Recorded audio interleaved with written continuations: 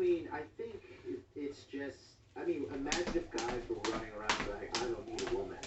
You know, you just shut up, idiot. You know, and it's just the same thing around the other way around. Like you're telling me as a feminist, you're just gonna disregard 50% of all life. Let me know how it works out for you. Because, you know, everything you want in this life, you're going to get from a human. And you know something, men do better than women. Like, how many women are inventing? Not many. Women's rights have been equal for a while, but where are they on the invention gap? Are they closing that? Where are they on the plum? There is a building being built next door, and I am waiting for all the women to sign up. I know, I'm seriously excited.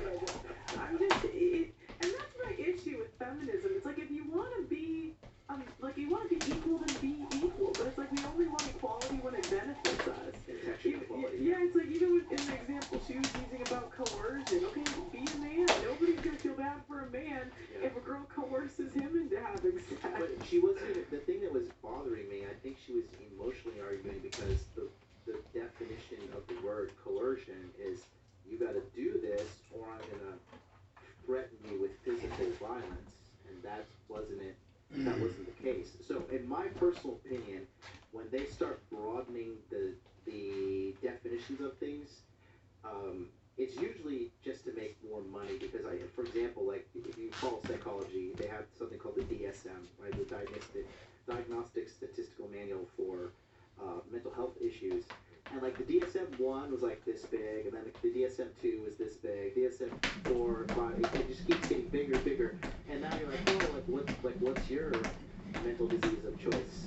You're like, oh, I have this, and I have this, and I have this. Like, oh, great, well, we have this pharmaceutical drug, we have this pharmaceutical drug, we have this pharmaceutical drug, right? And they're just doing that to put people on drugs. And the majority of these drugs, like, don't get me wrong, a lot of psychiatric drugs do help people, but there are, like, have you ever seen, I think the commercials are illegal in the UK, right? The prescription drug commercials, so they're in the United States, they're like, yeah, if you're depressed, take this, but side effects include fatigue, sudden death, insomnia, diarrhea, chronic heart stopping, you know? Yeah. So it's all, again, if you look at who is, like, behind a lot of stuff, like I always say, anytime you see some ideological movement or some kind of big thing put together by the government or social media, just follow the money, and it typically always leads to money or votes. Because if the government really cared about us, would they have locked us down the way they locked us down? In America, they kept alcohol shops and marijuana shops open, but they closed the gym. So you can go home. Church. And you could, yeah, the church as well, you know? So, and then now, I mean, how many people, I mean, can we even say what happened to certain people that took a certain thing without the stream being shut down? Mm-hmm. You know what I mean? But now, oh, well, what was it, 15 days to flatten the curve in 2021? Women are more easily manipulated. Like, they think the government and these corporations care about you, and they don't. They literally don't. They want to take your best years. They want to divide the family. They want to keep us angry at each other. And it's so unfortunate because it's literally breaking down the family because of the policies and the media that they're pushing. Well, yeah, because the more separated you are, the less powerful you are. The less powerful you are, you have to rely on the government more. So therefore, this is like the best outcome. Do you know what the saddest thing? So today, craziness happened to me. I went to a volleyball. Did I tell you about this? Yes. Yeah. So I went to a volleyball tournament.